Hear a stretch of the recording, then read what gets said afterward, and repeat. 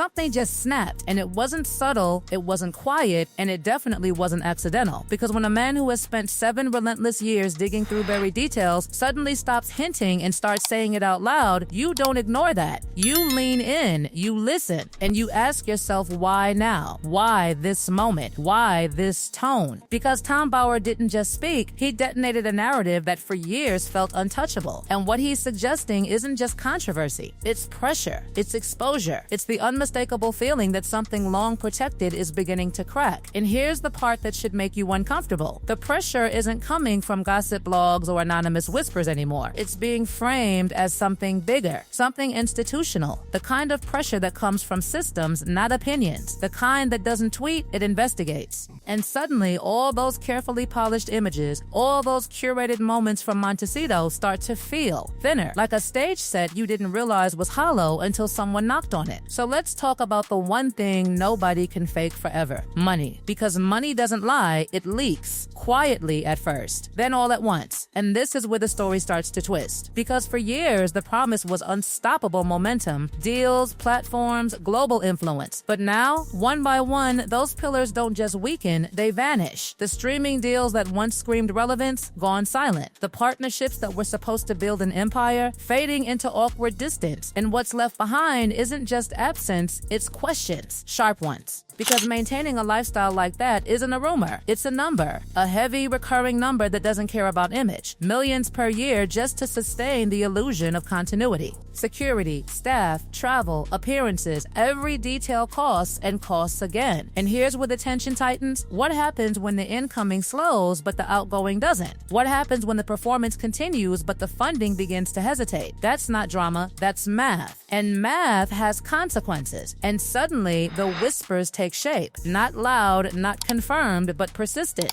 Because when numbers don't align with appearances, systems start noticing, quietly at first, then formally. And once that process begins, it doesn't ask for permission, it asks for clarity. And clarity is exactly what this story seems to resist. Now pause for a second, because this is where things get even more uncomfortable. Because money is one thread, but it's not the only one. There's another question hovering in the background, one that refuses to disappear no matter how many times it's avoided. The visa question, the one people hesitate to say too directly, but keep circling back to. Because it's not complicated, it's procedural. And procedures don't bend easily, not for ordinary people, not for quiet cases. So when something appears inconsistent, even slightly, it doesn't just fade away. It lingers, it builds. And what makes it heavier is the visibility. Public admissions, public records, things said openly, documented clearly, and yet no visible consequence, no explanation, just silence. And silence in a situation like this doesn't calm things down. It amplifies them. It makes people wonder whether the rules are consistent or selectively applied. And once that question is out there, it doesn't go back in the box. But here's where the story takes a sharper turn. Because it's not just about systems or policies, it's about timelines, about details that don't quite sit still, about moments in the past that, when revisited, feel incomplete, not wrong, not proven, just unsettled. And that's enough to trigger curiosity, real curiosity, the kind that doesn't shout accusations but quietly asks, why doesn't this line up? Because patterns matter, gaps matter, and when enough of them start appearing in the same story, people don't just ignore them anymore. And then comes the part that feels almost cinematic, the prelude nobody fully examined at the time, the years before everything changed. The environments, the connections, the spaces where access is everything and visibility is currency, the kind of world where introductions aren't random and opportunities aren't accidental. And suddenly, the question shifts from what happened to how did it really begin? Because that first meeting, the one everyone accepted as chance, starts to feel less like coincidence and more like choreography. Not confirmed, not proven, but suggested, whispered, reconsidered. And once you start looking at it that way, everything after it begins to feel different. And here's the uncomfortable truth running underneath all of this. It's not one issue. It's the convergence of many. Financial strain, legal curiosity, biographical gaps, social connections that linger linger longer than expected. Each one alone might fade, but together they form something heavier, something harder to dismiss. And that's why the tone has changed. That's why the conversation feels different now, because it's no longer about isolated criticism, it's about a pattern forming in real time. A pattern that even those who once ignored it are beginning to notice. And the most unsettling part, it doesn't feel finished, because when narratives start unraveling, they rarely stop at the first loose thread. They keep pulling, quietly, relentlessly, until something gives. And right now, it feels like something is about to. The moment you realize this isn't just noise is the moment the entire story shifts. Because what we're watching now doesn't feel like random criticism or isolated controversy, it feels like convergence, like multiple pressure points tightening at once from directions that don't usually align unless something deeper is happening underneath. And that's the part that should make you stop and think. Because when financial questions, legal curiosities, and personal timelines all start surfacing at the same time, it's rarely coincidence. It's pattern. And patterns don't disappear, they escalate. Because look closely at what's happening now compared to even a year ago. Back then, certain topics lived on the edges, dismissed, contained, quietly avoided by the voices that shape public perception. But now, those same topics are drifting into the center. Slowly, cautiously, but undeniably. The tone isn't explosive, it's measured. And that's what makes it more unsettling, because measured scrutiny doesn't burn out quickly. It builds, it accumulates. It forces answers, not reactions. And then there's the public perception shift, the one nobody can spin forever. Numbers don't have emotion. They don't take sides. They simply reflect what people feel when everything else is stripped away. And right now, those numbers tell a story that's impossible to ignore. A dramatic fall from influence to skepticism, from fascination to fatigue, from relevance to resistance. And that kind of shift doesn't happen overnight. It happens when the gap between image and reality becomes too wide to maintain. Because here's the truth people don't like to say out loud. Public trust is fragile. Once it starts slipping, it doesn't just pause, it slides. And every unanswered question, every inconsistency, every moment of visible contradiction adds weight to that slide. Until eventually, the narrative that once felt untouchable starts feeling questioned, not destroyed, not proven false, just questioned enough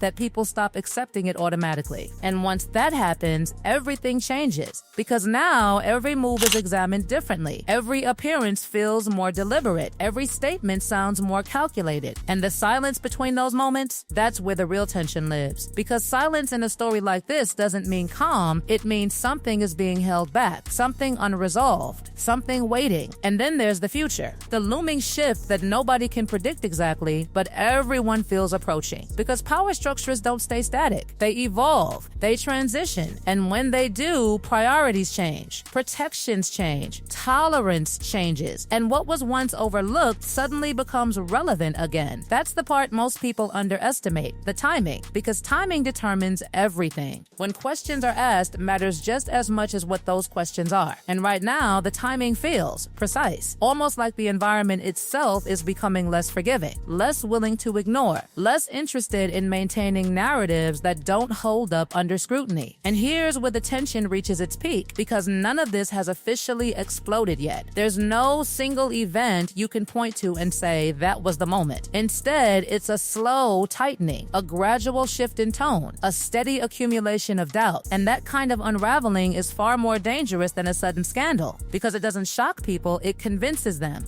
quietly, persistently. And once people are convinced something doesn't add up, they don't unsee it. They start connecting dots. They revisit old moments. They reanalyze details that once felt insignificant. And suddenly, the story they thought they understood begins to feel incomplete. Not necessarily false, but incomplete in a way that demands explanation. And that demand doesn't fade, because the deeper this goes, the more it stops being about individuals and starts being about systems, about how narratives are built, about who protects them, about why certain questions were delayed, redirected, or quietly avoided. And once that layer is exposed, the story expands beyond personalities into something much bigger, something structural. And structural stories don't end neatly, because think about what happens next if even one of these threads is pulled too hard. If financial scrutiny turns formal, if legal questions turn procedural, if documentation is requested instead of speculated about, the entire atmosphere shifts instantly, because speculation becomes verification. And once verification begins, control disappears. And control has been the silent foundation of this entire narrative. Control of image, control of messaging, control of access, and most importantly, control of timing. But timing is slipping now.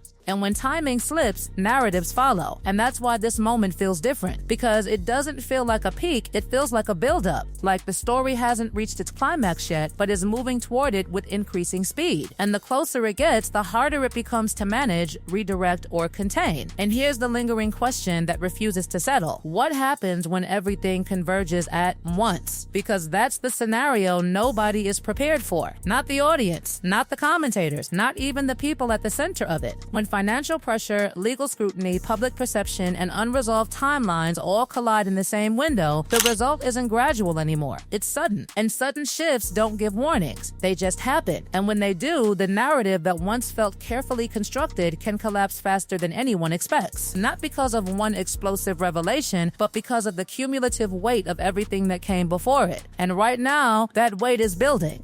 Quietly. Relentlessly. And if you're paying attention, not just to what's being said, but to what's changing beneath the surface, you can feel it. The shift, the hesitation, the subtle retraction of certainty that used to define this story. Because certainty is gone now, replaced by something far more unpredictable. Doubt. And doubt doesn't disappear once it's planted. It grows. It spreads. It reshapes how every future detail is received. And once it reaches a certain point, there's no reversing it, only revealing what was underneath all along. And that's where this story is heading. Not toward resolution, but toward exposure. And the most unsettling part, we're not there yet. We're just getting closer.